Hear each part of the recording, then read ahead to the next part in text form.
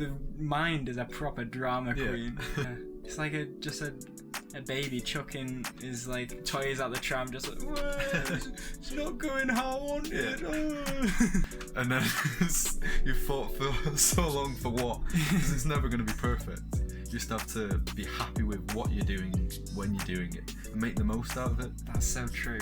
You feel like you're actually living. Yeah. Because all of a sudden, this amazing, spontaneous nature of life is taking hold of your life. And it's incredible. Like, sure, you don't have control, but why do you need control? Yeah. Like, where's the fun in that? Yeah. You can't change somebody else. The only thing that you have responsibility over is yourself. Yeah. And you can go around the world and think like, oh, everybody's horrible, and like it's such a negative place that we live in. Or you can be the light that shines on other people's worlds, and you can be the person that actually breaks that norm, and you can be the person that might influence somebody else to be kinder to someone. Yeah. Like if you're being kind to someone and like showing that example, then you're showing other people that you can do that as well. Yeah. Hello everybody and welcome back to our third podcast. This week we're talking about overthinking and stillness. So thanks for coming back. Thanks for listening to number 1 and number 2. We are now on Spotify as well as YouTube. So we're uploading everything on YouTube and then also on Spotify, and we're also working on Apple Music and Amazon and all those types of places. Really? Yeah, I know. Damn. I know. We're everywhere. Big moves. We're going international. And also, as you can tell, we've just invested in a microphone clamp. Stand thing? Yeah. Which, as you might have heard in the last one, whenever we touch the desk, we would hear like a massive sonic boom. So now this should cut that out and just have nice, perfect audio for you guys. So improvements. So we're making improvements. Or maybe you're just overthinking it and just going maybe way I too am. over the top. Maybe I am. Yeah. Okay, let's jump into the topic of overthinking. Yeah, I think we're both definitely get affected by this a lot personally. Yeah. Like we're both terrible overthinkers. Perfectionists. Yeah, it does kind of run our lives pretty much. Yeah. In a lot of scenarios where you wouldn't want it there, it's just that like it's a part of you pretty much because you've let it dig in and bit like it's a habit. Yeah, I know. It comes onto every decision that you do. Yeah. And it's funny if you actually notice it as well, and you can still sometimes, even if you know it's there, you can't stop it because it's just you need to find the solution. Yeah. It's a part of you, and it's just a part of like everybody's mind. Everybody's mind is a bit like chaotic in some way. Like I don't know, it's kind of been a part of our friendship almost. Like whenever we try and do something like this, like a podcast, we always try and think of the perfect way to do it. Yeah. And like how can we get this perfect right away? And there's no perfect way right away. No. And you probably don't even want it to be perfect. Yeah, I know. It's no fun being perfect. Yeah. No, that's probably like a big player in why we haven't ever had action or done anything. Because we're both there and we're great at chatting and planning and doing all sorts. But you're there not being able to take action because we're terrible for actually encouraging it in ourselves as well, just backfiring, overthinking off each other, and stopping any action going forward because it's this constant loop of trying to get something just right to the point you're happy enough to move forward with it. Yeah, and that's the point. Like quite a lot of the time we're always like not happy enough to go forwards. We always make excuses in our head like, oh, what if this goes wrong, what if this problem arises, or what if somebody doesn't like this. But at the end of the day, you just need to get yourself out there. We just need to start, and then you'll learn along the way. Like we all, it's like with any kind of business idea, we'd always get to a point where it's like a rut and a stop, and you're like, just can't get past that. Yeah. And the only thing you need to do is take action and learn and build over the top of it instead of just overthink and feel like you can't find a solution. You won't ever find a solution just in your mind. Like you haven't done something before, so it's not just sat in there waiting. You can't go and find an answer if you've never lived through a certain kind of thing to actually learn or know how to do it. Yeah. Like Yeah, I feel that's a large part of overthinking where it's completely pointless is you're looking for an answer where you haven't done anything different, you haven't read anything different, spoken to anyone. So why do you expect there to be something in there, some new information that's going to bring you this big solution to your problems? And thinking that that's there in itself is just completely stupid. Yeah, honestly, like, your mind can go round in circles so much. Yeah. And it's just kind of, there's so much to say about like just living in the moment and just kind of following the flow of life. Like in any situation, like just like you get some inspiration into your head and just like following that. Like when an opportunity comes up, just follow it. Yeah. Follow it with like an open heart and just go with it. Don't think about it too much. It's because that's the problem though. You have to, your mind's there thinking too much because it's trying to gain this control. Like you're looking into your environment and you're trying to morph it into your head and shape it in a way where you feel like you have control, or you're making this perspective so you can move forward and know you're there with control, you're doing something right.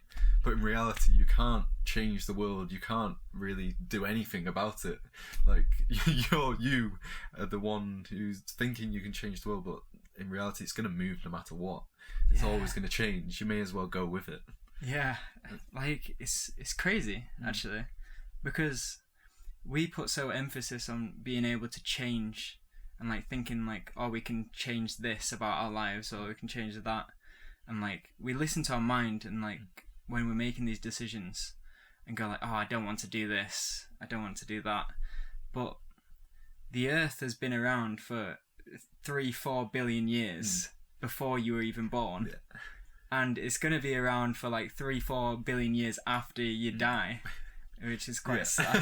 Yeah. But you're just a tiny little speck on the spectrum of like existence. Yeah.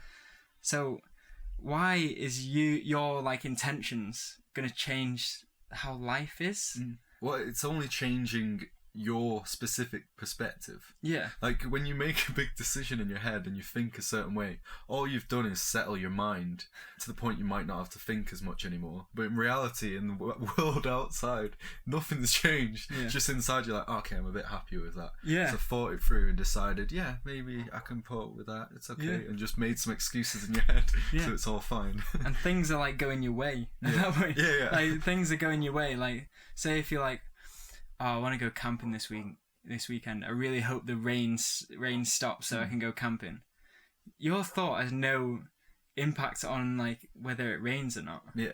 Like you're trying to control the rain, like the weather. Yeah. But like you have no control over it. Just go with the flow, and if it rains, then just like embrace it. Yeah. But you trying to overthink and control those situations is like such like a negative thing to do almost. Yeah, it's just pointless. In that first chapter, The Untethered Soul, it had an interesting concept of just talking about the mind in itself, and it's just running continuously, and it'll pick either side, doesn't matter what, until it's found like this like easiest place to settle. Doesn't care where, it's just somewhere nice. But with overthinking, because it's this whole idea of you're trying to gain control and build up this world in your head to the point you feel like, all right, we've got this under control, you feel safe. But with overthinking, it's probably one of those situations where you can't just settle, you can't have enough control to the point you're happy with it. And that's the fact with life, you're never going to be able to control the world. Yeah. And there are certain situations where your mind will find, you're never going to find a solution, you're never going to gain control over it, and you're never going to have a right answer. And I think, I'm just trying to think of an example, like specifically with university, like when I finished A-levels and while we were travelling for two years, like one of my huge overthinking decisions was, should I go to university? Should I get an apprenticeship? Should I start a business? This whole thing of, oh, this is huge, it's my next stage of my life, I need to make this like perfect, I need to make sure my potential is fulfilled and do the right thing. And then all like the constant overthinking for hours on end. I remember being in our our induction for the abattoir, and it was about a whole day, my 20th birthday, spent on the induction. And for that whole day, instead of listening, I had a piece of paper and I was just doing for and against for university or an apprenticeship for an entire day. And then got away from it. I was like, yeah, figured it out. I'm going to do an apprenticeship. And then the overthinking cycle starts again as soon as your mind's not exactly happy because I've found a problem with apprenticeships, or I think university might give me... And it's a constant cycle. You're never going to know. Yeah. And then from my dad saying one comment, I was like, yeah, university's for me. Decided to go. And now I'm sat here thinking, I mean, could have done something else. Like, I'd prefer if I didn't go, maybe. And then you fought for so long for what? Because it's never going to be perfect. You just have to be happy with what you're doing when you're doing it and make the most out of it. That's so true. You need to just get the little life lessons. It doesn't matter what you're doing. Just be in the moment completely, and you're learning while you're there. And just, like, specifically university, I'm happy because of the people I met. Like, you have to just pick specific things in your moment and just enjoy them no matter what you're doing. Yeah. And don't put so much emphasis on doing the right thing. Yeah. It's that perfection that you're always trying to get, which I don't know why we want it. Yeah. Like, is it a thing? What even is perfection? Yeah. Like, what are we even going for? Like, it's impossible, but your brain thinks you can get it. I think almost the only way that you can get to perfection is by completely letting go. Because, like, nothing about your mind is perfect. Yeah. Your mind is trying to control all these different elements. Like, say, like, with your example of university, you got your dad's opinion, you got how much money you're making, like the debt that you're going to be in, like if you're actually going to enjoy university. There's so many different aspects, and your mind trying to comprehend every little thing about that situation is like a unrealistic task. Well, and it's trying to envision the future and guess what it's going to be like. Yeah. Which it doesn't exist. You can't guess what it's going to be like. Even tomorrow, when you think, I've got a set plan of what I'm going to do, it's not going to happen that way. Yeah. Ever. Yeah. Even if you think you are, it's never going to be the way you think about it. Ever. I think the only way that you can actually, like, not overthink is kind of taking like a still kind of open approach to the opportunities and coincidences that come your way. Like, say when this was one of the best things when we were traveling, because you could do this so openly. And there's a great book called The Celestine Prophecy, which both me and Matt have read when we were traveling, and it's such an eye-opening book. And there's one certain chapter about coincidences, and it talks about how, like, things kind of the universe kind of moves in certain ways to kind of put you on the path, and like following that flow of life almost. And when you feel like a coincidence happening, say like, I don't know, I mean, one really big coincidence, like you mentioned before about the abattoir when we were in Australia. Yeah. So we were looking for work, we couldn't find anything, and we were like really set on like trying to find an avocado picking job. Yeah. For some reason, I don't avocados. Know. We were just like obsessed with avocados. Yeah, really unhealthy obsession. Yeah. Don't know why we're like unhealthy. I obsession. want to pick avocados and get them for free, and then we can eat them. Oh, we did. Dream job. Yeah, honestly. And you just get to climb trees all day. I mean, it was pretty. It was pretty good. Yeah. But like that was one example where we didn't follow our logical mind and we didn't overthink the situation too much. I remember when we were in Margaret River in Western Australia, and like we met this guy called Mark, and he was saying the best sorry, turn that off. the best job that you can do as a backpacker is to go to Fletcher's. Yeah. And we were like, okay, that sounds good. Like we didn't think much of it. And then we went down to Albany Backpackers, and they said, oh, there's this job at Fletcher's. Like, we'll give you a call if and we were just kind of, whoa, this is like a coincidence. Yeah.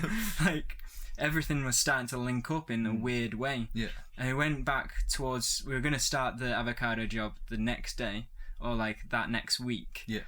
And we got a call from Fletcher's, and we were like, you got the job, come down here tomorrow. Yeah.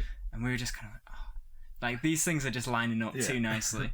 We just followed the flow of life, and it was actually really fun working there. Yeah. It was such like a big life experience, and we met so many people there. Like we met everything leads one to another. It's amazing. Like Our from entire travel experience was based off that location. Yeah. And then just bounces off Yeah. once you just chuck yourself in. Like the people you meet and the opportunities that arise. It's just incredible. Especially when you look back at all the little coincidences. Yeah. Even just meeting a person. You've both been living your own separate lives, doing loads of random coincidences, random half-chance decisions to a point you're in the same location and at the exact same hour and bump into each other. Like, it's pretty incredible. Yeah. It's really cool. I think there's also a lot of merits just with coincidences themselves.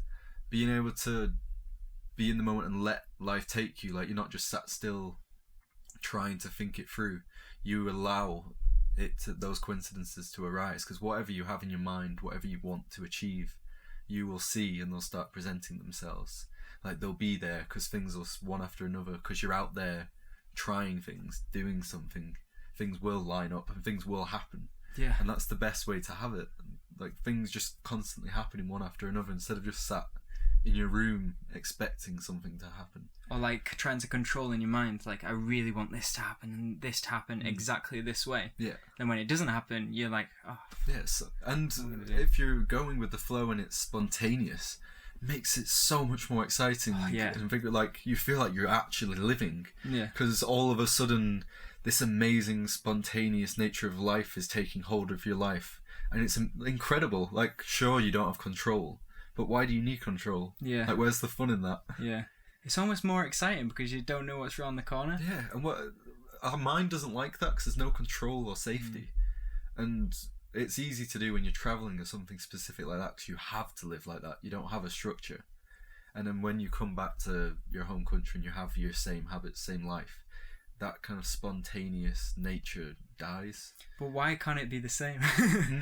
Yeah, your mind's different. Yeah. I think a lot. Like, just waking up instantly what you're thinking about or what you're going to do with your day is completely different. Like, with travelling, you'd wake up with no clue what you're going to do, and you'd be in a mood for meeting people, loads of like-minded people. You're all linked in there with this spontaneous mindset. Of course, random things are going to happen. Life's going to take you on a, like, you can end up in one side of Australia to the next in 2 weeks just from one conversation with a couple going, oh yeah, we're going to go to Melbourne, you want to come? Yeah, I know. Like, it can change your whole direction. you can go anywhere. You're not held by your location or people or anything, or your own mindset of what you should be doing. It's so strange how, like, as soon as you come back home, then it just goes. Like, and like the mind just takes over again, and you can't think that way. Go back into your old habits. But you can live that way all the time. Like, the book that I'm reading at the minute by Michael Singer is called The Surrender Experiment, and it's an autobiography about his life. And he is the most interesting life I have ever read about. Like, he lived his life with this experiment of, like, following every single coincidence that came his way. So every single random coincidence, like, if somebody asked him to, like, build a house for someone, he would just, like, even if his mind was like, oh, I'm not a builder, why would I do that? Oh, I don't have enough time to do that. He would just do it. He would just be like, shut up, mind, I'm going to do it. Because, like, this person came into my life at the right time, and I'm going to do it and see where it gets me. And then from, like, doing that, he got into some mad situations. So, like, he went into this random computer store in 1980 something, and he saw this computer, and it's the first ever personal computer, and his energy just felt drawn to the computer for some reason, and he was just like, oh, like, this is such an amazing invention, I want to explore it. And he took it home and, like, started, like, trying to understand all the different commands and, like, coding and stuff like that, just experimenting. And then his friend, one of the friends was like, oh, you know a lot about this, like, can you code this for my small business? And then he was like, and his mind was like, oh, I've got all this on my plate, I can't do this, like, I'm too busy. But he said, shut up, mind, I'm going to do this anyway. I'm just going to do it and see what happens. And he did it, and then he, like, the customer was really happy with it and told, like, a bunch of his friends, and then he started doing, like, like a small business where he was just doing some small programming things for like some of his friends. And then, like after a while, this big health organization wanted some coding. Yeah. And he was like, okay, I'll do it. But he was like getting fed up with doing all the coding. Yeah. And like he did like this massive program for that company. Yeah. It took him 2 years to do it.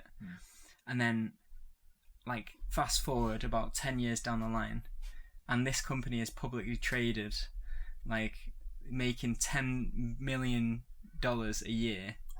Nice. From him just saying yes to like one of his friends that needed like some random coding thing from just what he was doing on his own. And he was like, yeah, that's amazing, because you're not going to be sat like pitched specifically the moment where the friend would have asked him.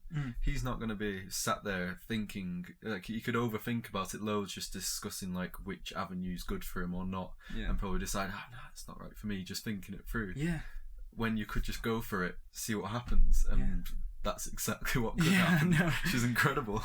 And this guy is a proper hippie as well. Like he lived in the woods and like had a meditation hut. He just lived in a little hut in the woods. And like he was owning this publicly traded company like worth billions. It's just crazy. Like, I mean, that's the extreme of like what life can give you if you just go with the flow of everything. But like, well, you're interacting with life more at that stage. You're not there sat around thinking, constantly deciding stuff. You're out there living. And you don't have that much time. Like, that's an amazing way to live, because you're there maximizing the time you're actually living instead of just sat there in your mind, which isn't really a great life. Especially, it depends what your mind's like as well. You don't really want to be just sat in there the whole time. And I don't see anything positive about overthinking. I mean, obviously everybody does it, and I do it all the time. That's one of my biggest flaws, overthinking. Like, you know this as well. Like, well, it doesn't get you anywhere. Any situation, I'm just like, oh, how can we do this? Make it perfect. Oh my god, trying to control every single different aspect of the situation. But like, if you just let go and just feel the not the consequences, the coincidences, like just happening, and just go with the flow, then that's where you really get somewhere. And like, well, you just make your life so much more exciting. Like, it's incredible. I guess it's just not the way people tend to live their lives nowadays. Like, structure is quite important for a lot of people, and definitely for the mind. The mind loves structure. It loves the habits and just keeping you in a set box. And you need to go completely against that to actually live and flow with these coincidences and actually chuck yourself at life. And I guess it's, again, the case of you're battling with your mind. He sounds like a real dick. I know. Like, my dad said so. He listened to the first podcast. And his favourite bit of the first podcast, when we described the mind as a drama queen, he's like, the mind. I can't really remember what I was saying it, but no, I can't remember that at all.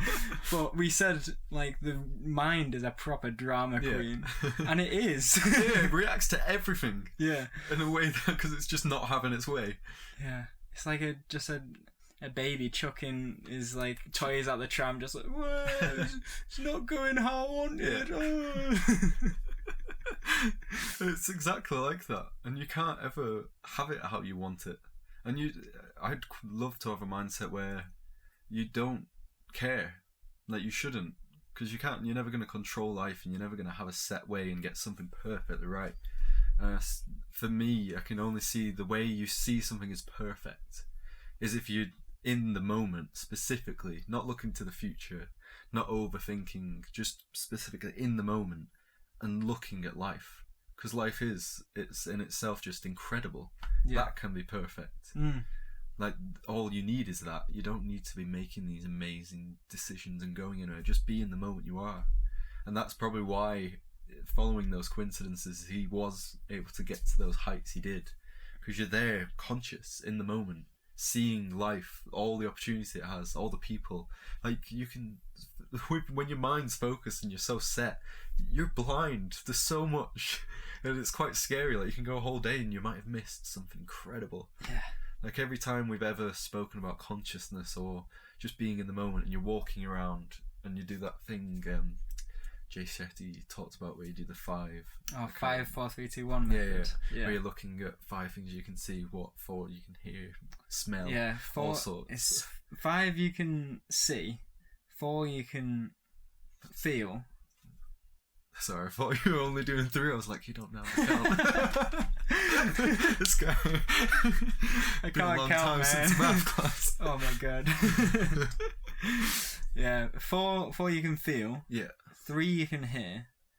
2 you can smell, and 1 you can taste. So, taste. Taste is the last one. Ooh. Yeah. What does he want you to do? Lick the floor or something? Well, it's just like what taste you have in your mouth. So it might be after having like a nice meal, and you got like a garlicky breath. Right, alright, and that's going to bring you into the moment big time. I guess, well, you recognise what your sensations and like what your perception is actually experiencing at the time. Which is really valuable. Like setting yourself in the moment is... Oh, it's incredible. And it settles your mind because you're then aware of life itself and the moment you're in and how precious it is, and you just want to cling on to it and watch it and just let life happen to you because you're there watching it, and you're more than content to just sit there watching it fly by and just enjoy it. And your mind at that point is settled because it's their own aware of, oh, this is actually pretty fucking awesome. Yeah. But your mind, again, you're not, that can quickly just subside when your mind starts up again and gets going. Yeah. Starts piping up like the drama queen it is. Yeah. Throwing his prams on the trolley. It's a real problem. It's a real problem in this world. Like, the overthinking mind is a bit of a bitch. Yeah, like the reason I did 2 gap years was because I was overthinking specifically. Yeah, I mean, like I didn't. Oh, the second year I decided because I wanted to experience life with you and travel together. Yeah. But I was having gap years because I was there trying to make a decision. Like, what the hell is that? I mean, I feel like people do need that time to overthink in order to get a place of stillness and realization. It's part of the process. Like, you can't just go straight from like, where you're just born and then you go through high school and then just bam, you're like still mind, completely at peace with the world. I mean, I'd quite like to speak about how, because we're there talking about overthinking and how, oh, let's just run ahead with life, let it happen to us. But in reality, I feel like you do have to make decisions. That is an integral part of even survival. Like you're surviving because you're there making specific decisions and your life's going on a certain course, and people like to know what they're doing. Like they want a purpose and like decide, oh, I want to do this with my life, and certain decisions have to happen, certain thought processes have to happen to allow that to go ahead. Like not everyone's gonna want to just follow life and coincidences like he did. That might just be his specific way of how I'd like to live my life. Yeah. But a lot of other people would want some, I don't know, maybe they just want to decide their trajectory a little bit themselves. Yeah. Just a little guidance, and then the life can take them off in a little windy path. Yeah, I think it is. Well, the mind is still like a really valuable tool to like making making things, quantifying decisions, like plus and minus everything. Yeah. And like, but the mind is also a very limiting thing. So you can, I think one of the best things to do is to look at the mind, see what it's saying, but kind of take it with a grain of salt, because you know that there might be it might be a negative, it might not be always the most positive thing for you and your growth. Yeah, it's just the easiest solution sometimes. Yeah, I mean, there's another like concept that Jay Shetty talked about, and it's called seeds and weeds. So it's like when you're making decisions, you have to distinguish if it's a seed or if it's a weed.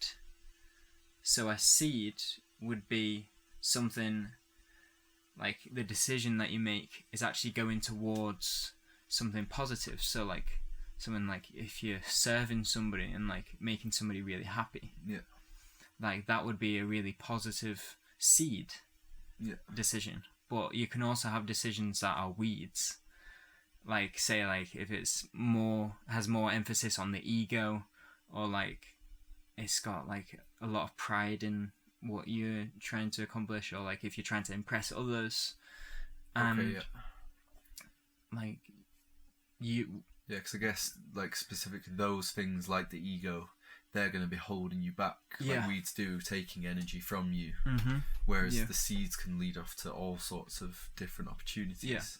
And what he's saying is to plant the seeds and like pull out the weeds and distinguish between them both. Between them, and like think about that every time you have like a big decision to make, whether it is a seed or it's a weed. And then so I guess the mind is a tool, and overthinking, obviously that's due to the point you're thinking too much, but that kind of sequence of thoughts where you are weighing things up and you're there making a decision, it is positive to a certain extent, where you're then thinking too much to a point where action can be done, like you've solved something, because we're there to find solutions. That's what our mind's been built for. It looks into its environment, quickly analyzes things, breaks it all down like an incredible way. It is pretty amazing, and then you're there able to move forward and decide what you want to do in the world. And it's a great tool if you can watch it mindfully and let it do its work for you, rather than listening to it and you living by the mind. You can actually watch it, see what, like as you said, picking out, choosing, differentiate between the seeds and the weeds, and using what you must to then move forward. So decision making in itself is useful. We need it. And I guess it's knowing that point where you are overthinking, when is too much, which I've got no clue how you actually would. Because it's so easy to get stuck into overthinking as well. You won't even know you're doing it sometimes. It's knowing when you have thought too much and the action needs to happen. And that's where like mindfulness comes in, and it's actually acknowledging when you have gone too far, maybe, or like if your mind's going around in circles, and if you can be conscious of that and go like, oh my god, my mind is going like crazy. Well, crazy. With the overthinking as well, it's creating a further illusion the more and more you go around. So it's creating more and more scenarios where it's weighing so much up to the point you're then living an illusion. Like you need to capture the point where it's weighed up stuff, and if you're getting to the point where you're thinking about stuff you have no control over, that's the point to mindfully see where, alright, there's no point even thinking about this, because how am I going to have an effect on it by thinking like this? I may as well do this, see what happens, then think some more, and keep moving forward like that. To be mindful of that specific situation where you won't have control. I mean, that's what distinguishes like really successful people and really people that really get on the top of their game and that are top of society. They're the people, I feel that the people that are on the top are the people that have failed the most. They're not the people that have won the most. Well, maybe that as well. But in order to win more, you have to fail more. And failing more involves just doing it. You can't make things perfect. Like you have to fail. Just like putting it out there, see what happens. Like, there's nothing negative about just trying something. Like, but for some reason there is. How come? Because we're stood still overthinking, maybe. Well, for us specifically, but on the back of failure and that fear of failure and thinking, oh, I don't want to fail. And obviously, logically in your mind, you're like, oh yeah, failure's good. It'll help me grow. It's amazing.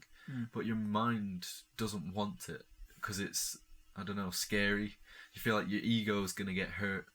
Or you're going to get damaged somehow. Some part of you is going to be hurt by it. Obviously, it's not a part of you that really matters, and the other part's going to flourish from it. But the mind specifically is there trying to hide you from that, because the mind's going to get hurt. Your ego might get hurt, but big whoop.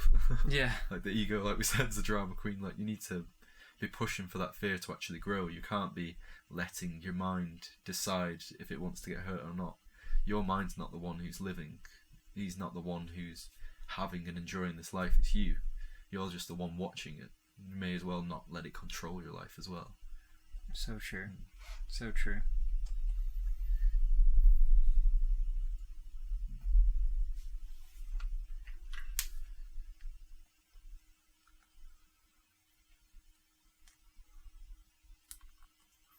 Sorry, I just blanked out for a second. Yeah, shame, I'm blank.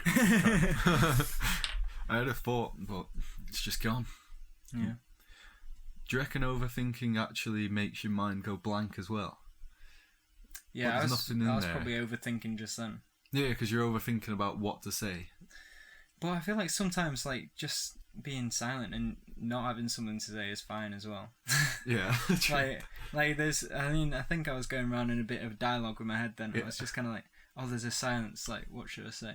Well, I was like, you fixate on the silence more than the actual conversation, and you're like, oh. I was like, what should I say now? What should I say? And Yeah. I was like noticing that I was thinking, oh, what should I was say doing the now? exact same thing. I was like, why am I thinking? What should I say? Yeah.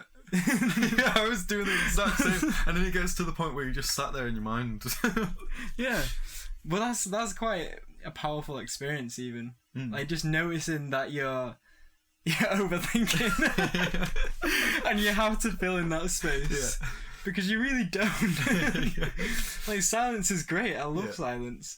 But it's not the best thing for a podcast, but it's interesting. Well, everyone will be there tapping the phone like it's buffering. Frozen. Fucking idiots, what are they doing? their audio's gone. Entertain us. Yeah, say something. Hey. But silence is great, man. Yeah. Like, I think you need to be comfortable in silence. Well, that's the point where, you know, your relationships got to quite a special stage where you can actually sit there in silence and they're sat enjoying life, not having to talk or speak. It's quite a special thing. It's a nice thing to just be able to sit there and enjoy each other's company and just chill. Yeah. Oh, that's what the thought I was having. You were just saying how people chasing fear, they're the ones who rise to the top the most. They're the ones who have interacted with life more, lived life more. Not in the sense of, oh, you're more successful, you've lived life more. They actually have, for more minutes, been in the moment, doing something, rather than thinking, overthinking, trying to make things perfect. They're just out there doing, letting life happen, seeing what might occur, and just taking chances. Like, the huge business stories come from just people randomly doing something. It's just following coincidences at the end of the day and having a hunch, trying something, not sat there. Like, someone's not going to sit there, overthink, and be like, alright, I'm going to make this device, like an Apple phone, and think, alright, that's it, and then specifically go out with the plan that you've made in your head and make $1 million company. It's not going to happen. Yeah, You're never going to sit there and perfectly make a plan of success. Like, it's all an illusion. It's never going to happen. It's not the world. The world's not going to happen in that specific way how you want it. It's like trying to decide, alright, for the next 2 years, I don't want it to rain. For this day, and I'm going to do this. It's never going to happen. Yeah, I know. But for some reason, we think we can control it. Yeah. You just gotta let it go, man. Just gotta let it go. Go with the flow, man. Maybe not to the point you're there just smoking zoots, doing nothing, sat in your hammock, just like, oh, the wind's just taking me, man. Yeah, just go with the flow.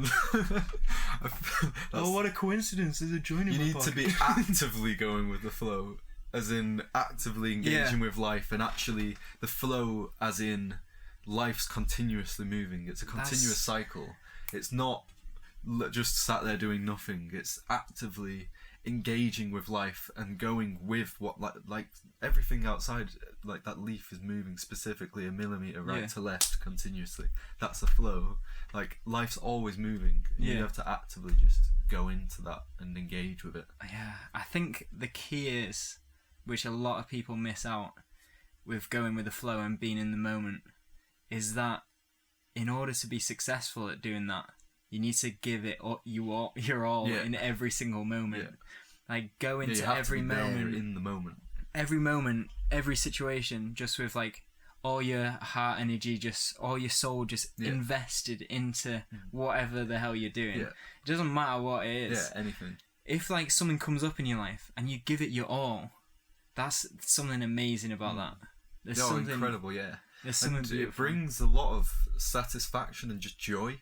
Yeah. From being, because you're then fully in the moment, there living, and you've done something with complete concentration in there, and it just feels incredible.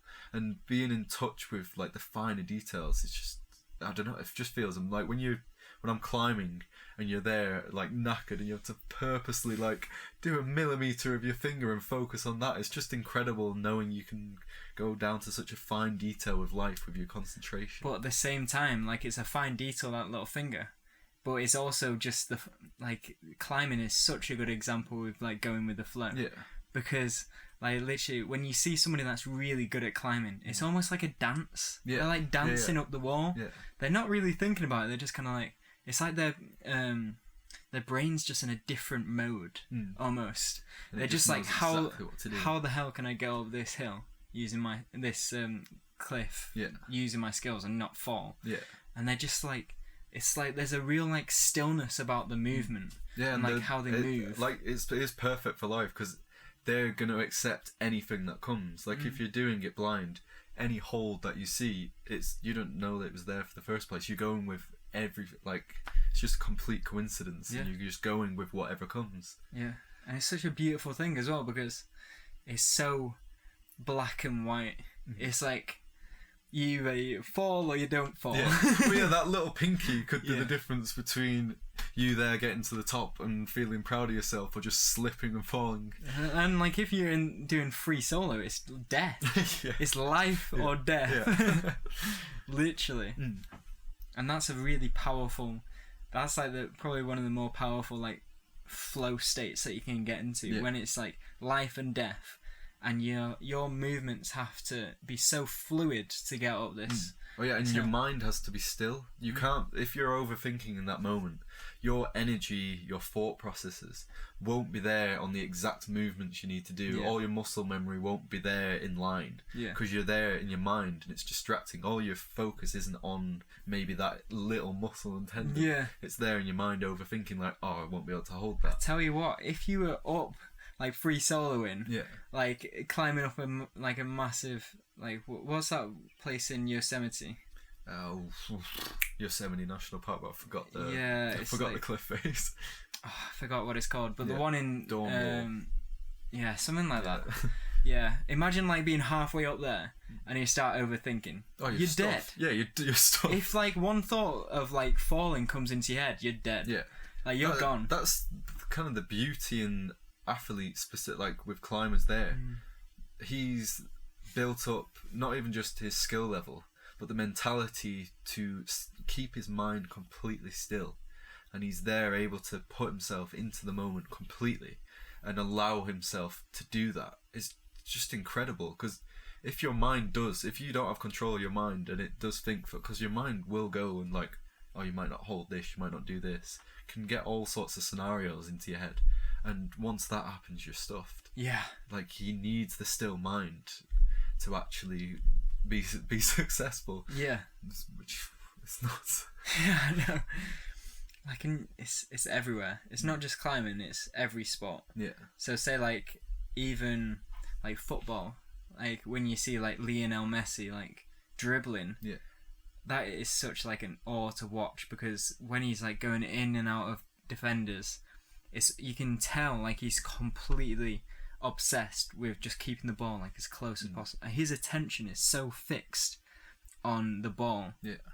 And it's just like completely automatic. Yeah. He's not thinking at all. He's just going with the flow of life on a football pitch, which makes it. I think that's a primary reason why it's so beautiful to watch. Yeah. And say like players that overthink, or like in like a penalty situation or something like that, like they're just complete. If they're thinking like, oh, the crowd's calling me a loser, I suck ass. Like, oh, I suck, man. I'm gonna miss this thing. Well, yeah, and at that point all your focus and energy is not in whatever you're going to go and do, and you're not going to be successful at it if you're there letting your mind dictate things at all, because your complete concentration isn't there. And you're there half-assed doing something because you're letting your mind take the rest of the energy, which you won't do many things in life if you're there letting your mind go astray and think like that. So there's a lot of power in being able to find that stillness in your mind, because you're then able to actually properly live life per se and be in that moment and just be still in your mind and completely within. But that, like specifically with athletes, that does come with a lot of practice continuously. Yeah. To the point your mind doesn't need to be there.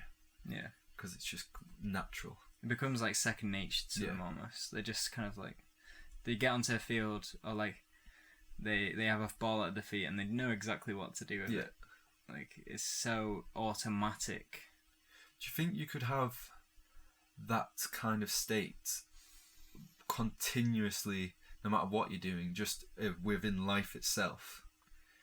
Being in a state of mind where you are still all the time. Yeah. I think you can. And that's one thing that was in the surrender experiment, which is like amazing. Even when he's taking these big business deals and stuff like that, he meditated like twice a day, like an hour each time. Yeah. And he had like, he was in a position in his life where everything, he had complete control over his mind, and he was able to just be still, even in very tough situations, and just be able to center himself on that energy. And what does it mean to be still in those situations? Like say a business meeting. What does it actually mean to be still in those situations? Because decision making still quite integral within it. I mean, you can still. I feel like you can still make decisions, but like having like an element of like the flow with it. Yeah. And like it's like taking your mind into consideration, but like not at the same time. Like he didn't put any emphasis on what his mind was thinking. No. At all. He would just like feel something, or like something would point him in a certain direction, and he would just follow it blindly.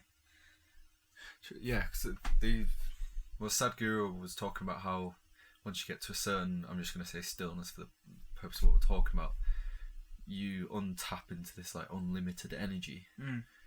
Like I've obviously got no clue about it, but it's interesting to think about how being in that still state and you're then tapping into that amazing energy, you're there able to objectively view life. And obviously your mind's always going to be there no matter what, but you can take from it what you will and objectively just go with life, be aware of life, conscious of it, let it happen to you, and just completely, just indulge within it and have I guess that objective view with this unlimited energy they talk about puts you in a good position to make decisions not based off overthinking of the mind, but what is true, to you, or just... I think the key is with overthinking and being still is that you need to find a balance with it. And like the same with everything in life, is all about having a balance with everything and like finding a middle way to everything. So like there's overthinking where every situation you're like, oh my god, what about this, what, oh no, what if this happens? Like, and then there's like stillness where you're meditating in a cave and like no thoughts are coming into your head at all, and you're completely at peace. I think in order for you to make competent decisions, you need to have a combination of both almost. You need to have that stillness in your mind, but all like stillness deep within. You need to have that connection, but also you need to be connected to the logical sense, mind in some sense. Yeah. Well, it's there for a reason. Like we survived and evolved in a specific way. Like we're the most successful species on the planet. I'm gonna say because of that mind. Like it's built in a way that's helped us survive, so it is useful. It's just a bit misplaced in society to the point now we need to control it a bit ourselves and use it in a way that's actually useful, because it is incredible. We've built this entire machine that allows us to dictate life and make decisions to be a success, but it's got to a point where it can also be separated from you and take control and go down alleyways that don't make sense in this day and age. It's no longer just find food, find a mate, it's completely just chucked into the wind at anything now. Yeah. I mean, I think it comes back to, again, it's just like being able to control it and being able to think and like separate yourself from that overthinking mind, or like just the mind in general. If you have not that even distance, control it, because you can't, I guess. No, not like Just controlling, not but let like it control you. Yeah, exactly, and not like put your perception too much into the mind. Yeah. So having that distance away, where you can step back and go like, oh, the mind, that inner dialogue in my head. Yeah. That is not always the best way to go. Or like, maybe I should like follow the coincidences. Yeah. Like, just having that little distance makes such a big difference for your life. Yeah. Well, yeah, because at that point, by having that different perspective, you're able to see and stop overthinking before it even occurs, because you're there watching that inner dialogue and able to consciously and objectively view it and think, all right, well, that's pointless. The mind's having another tantrum again. Yeah. Let's move forward and do this. Like, you'll be more clear in your decision making just because you're there at being able to have an objective view of your life, instead of this chaotic perspective when you're there through the lens of just your mind. The world's such a complicated place. Your mind overcomplicates everything. Yeah. And once you're viewing it through that, of course you're going to overthink, because you're constantly there swapping and changing, trying to gain control. Yeah. When the main thing you should do is just be accepting.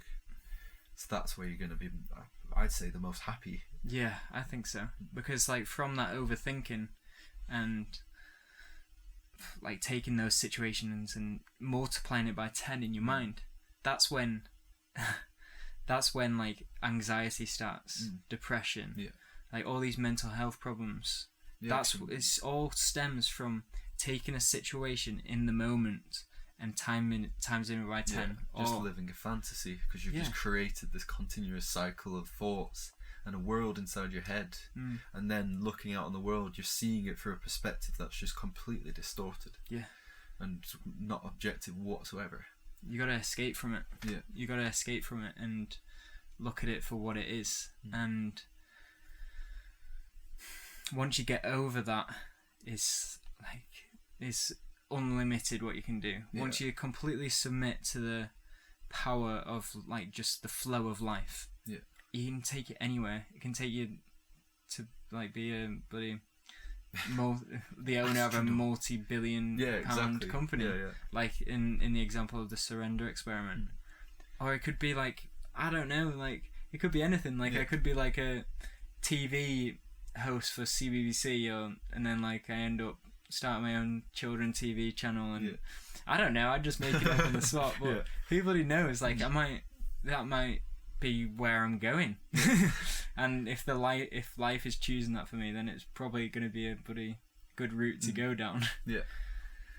But it's just like overthinking itself, as soon as you've actually eradicated that, because it's only going to prevent you from living.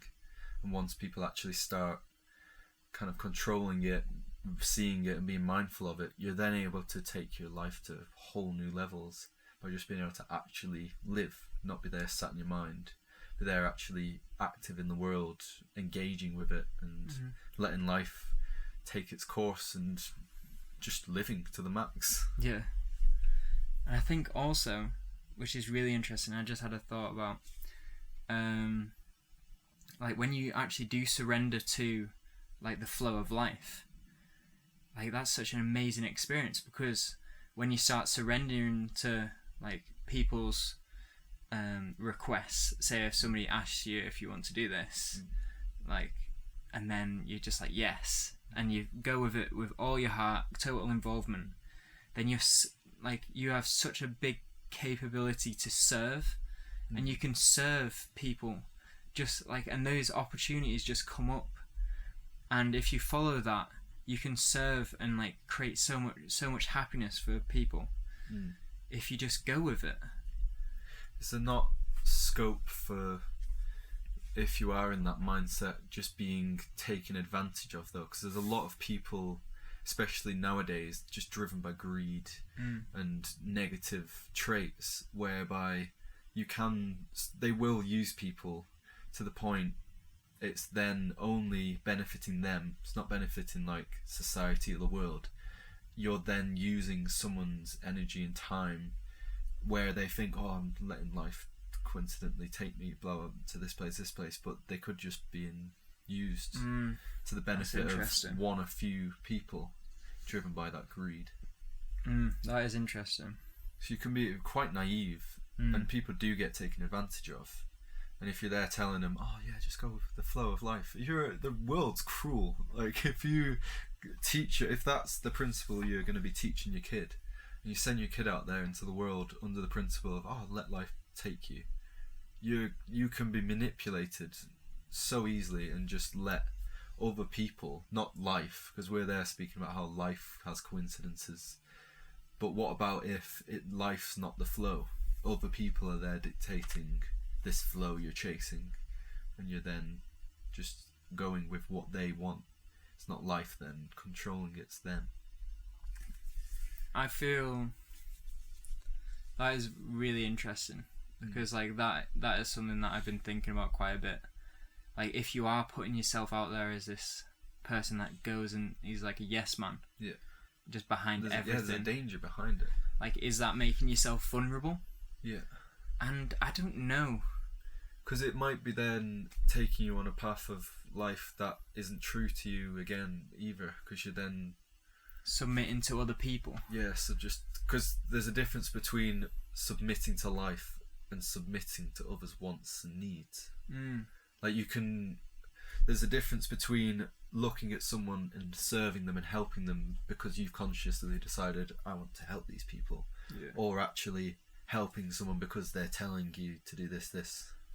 I think it comes down to, I feel like it's much, for me anyway, when I see that, I see like it's worth the risk almost, rather than just closing down your heart and not being able to serve people. I would much prefer to see the best in everyone and them like prove me right sometimes, than like think that everybody's like out to manipulate me. Yeah. And then like, if everyone had that mindset, the world would be such a better place. Because sorry, that's okay. Let's keep the flow going. Yeah. Yeah, the world would be such an amazing place if that was the case and if everyone expected the best from people. But I feel like now, in the case of this society, it's the complete opposite. People are like scared of each other, they're not trusting, and they have the opposite mindset of they're expecting the worst from people. And of course you are, because you're there looking at the people who are leading us, the people who are supposed to be actually making this world a better place, going completely off the rails and not actually benefiting people. And you're never going to have trust in anyone if the people running things are not even doing the same. I think the thing is that it comes down to, which is what I've been thinking about a lot, and like I was talking to my mum and dad about this yesterday, it's when you look at the world and if you have a perspective of like, oh, the world's horrible, everybody's like full of greed and ego, and everybody's so negative, it like affects you. And if you can't change somebody else, the only thing that you have responsibility over is yourself. Yeah. And you can go around the world and think like, oh, everybody's horrible, and like it's such a negative place that we live in. Or you can be the light that shines on other people's worlds, and you can be the person that actually breaks that norm of like greed, and you can be the person that might influence somebody else to be kinder to someone. Like if you're being kind to someone and like showing that example, then you're showing other people that you can do that as well. Just encouraging it. And if you have the mindset like, oh, I'm not going to love freely or like serve people even if you're not going to get something back, you should be like, I'm gonna love freely, I'm gonna give everything that I can, and like that's enough, because I'm getting so much satisfaction from giving that's enough. Even if somebody like tries to exploit me, just giving myself is enough for me. And it's such like a satisfying experience when somebody really does appreciate it and gives back to you. You're creating a chain by having that behaviour yourself, because you're encouraging behaviour in other people, and that's going to have a knock-on effect, like the butterfly effect, far past you'll ever know, which is pretty special. And there is sense as well as just thinking, by having that mindset and just expecting the best from people instead of the worst, you're then within yourself engaging with life more again, because you're not there withdrawing yourself because there's risk and you don't trust people. You're not withdrawing yourself from life. You're just, as you're saying, loving freely, going out into the world and just letting it happen to you. But yeah, it's just when to stop it or limit it. I think like you also need to listen to your heart as well. And like if like something doesn't feel right for you, so like say if like there's somebody that's not giving off a good vibe to you, like you can still help them, but kind of keep them at a bit of a distance maybe. Like, and you can consciously think that, like, to make sure that you're not getting exploited.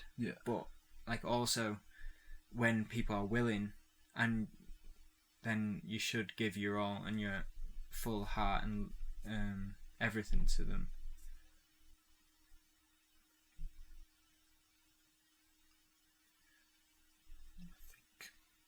Goddamn good. Yeah. But I do see your point, and it's something that I've been contemplating a lot. But like, it's just consciousness, though. Again, at the end of the day, like, you're only going to be exploited if you're not aware of it. If you're conscious and aware and objective, you can either be exploited because you consciously want to, or don't know. And you can remove, like, life's constantly changing. You can change your life. You just have to be conscious enough to do it. Yeah, it all comes back to consciousness and being mindful of, like, the people that you're surrounding yourself with, because that's important as well. Like, yeah, because there's, I guess it comes hand in hand. You can't just go with this flow of life without consciousness, because then you're then going to be, instead of just life taking you, you're going to be there manipulated by people. But with consciousness, you're able to constantly make sure you are then connected to this flow of life. You're not straying away. Yeah, you do need to have an element of that for sure. I feel, but yeah, again, I just feel like it's worth it. It's worth it to be able to live that way.